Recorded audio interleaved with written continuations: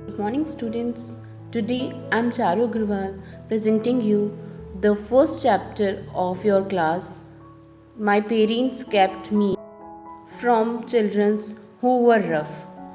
इस चैप्टर में जो हमारे पोइट है स्टेफन स्पेंडर, वो एक बहुत ही रिओन पोइट है और राइटर है, और वो एक डिफरेंस बता रहे हैं रिच और पुअर के बीच में, कैसे रिच चिल्ड्रन पुअर चिल्ड्रन के साथ बिहेव करते हैं। वो समाज के सबसे बड़े सत्य से अवगत करा रहे हैं कि जो रिच और पुअर के बीच में जो मेन डिफरेंस है वो उससे हमें वाकिफ़ करा रहे हैं। अब उनके बारे में पढ़ते हैं थोड़ा सा। About Stephen Spender. Stephen Spender was a renowned poet and writer. बहुत ही अच्छे पोइट थे और राइटर भी थे। Who work emphasize the harsh distinction between different classes of the society. जिन्होंने क्या किया था, बहुत ही क्रिटिकल कंडीशन वाली जो सोसाइटीज़ की क्लासेस होती है डिफरेंट और जिनकी कंडीशन बहुत ही ख़राब होती है, उनके बारे में वो हमेशा लिखते रहते थे। Most of his works focus on questioning and revealing the truth behind social disparity. काफ़ी जो उनका काम होता था, अधिकतर काम वो इसी बीच में होता था। मतलब वो क्वेश्चन करते थे अपने आप से और एक चीज़ पे फोकस करते थे, जो सत्य है, सच है, उसके पीछे जो लड़ाई हो रही है एक सोशल को लेके।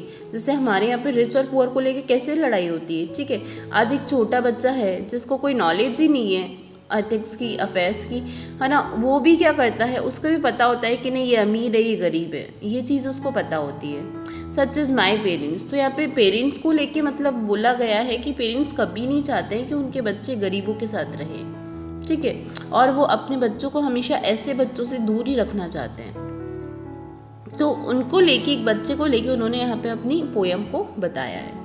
He has author multiple novels. उन्होंने बहुत सारी नोवेल्स लिखी है। His last novel was entitled the temple. उनकी जो लास्ट नोवेल थी वो कौन सी थी, द टेम्पल थी। He has also authored a large number of poetry collection. उनका जो पोइट्री कलेक्शन था वो भी बहुत ज़्यादा बड़ा था। एंड एसेज, उसमें बहुत सारे एसेज भी थे। With his most recent collection, उनका भी जो नया बहुत ही रीसेंट कलेक्शन था, एंटाइटल, जिसका नाम था Dolphins and the Generous Days. और तो जेनरस डेज नेम है नोवेल्स का, बुक्स का। The interesting thing about Spender was that he said himself.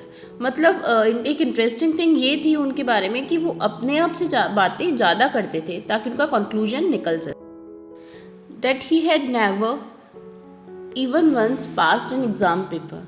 और जब भी वो एग्ज़ाम देने जाते थे तो मतलब इस चीज़ को कभी भूलते नहीं थे, हमेशा खुद से बातें करके ही वो एग्ज़ाम को पास करते थे। He left his studies but was inspired to write by the famous poet and his close friend W.H. ऑर्डर। उन्होंने अपनी स्टडीज़ छोड़ दी थी, बट वो उनका एक फेमस पोइट था और एक फेमस बहुत ही अच्छा क्लोज फ्रेंड था, उनसे वो बहुत ज़्यादा इंस्पायर्ड रहते थे, इंटरेक्टेड रहते थे, जिसका नाम था W.H.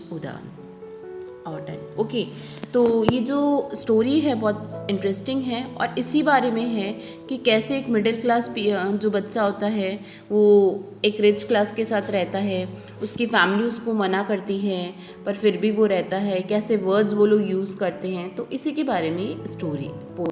तो स्टूडेंट्स, आज इसका जर्नल व्यू हो गया, हमने पोइट के बारे में पढ़ लिया।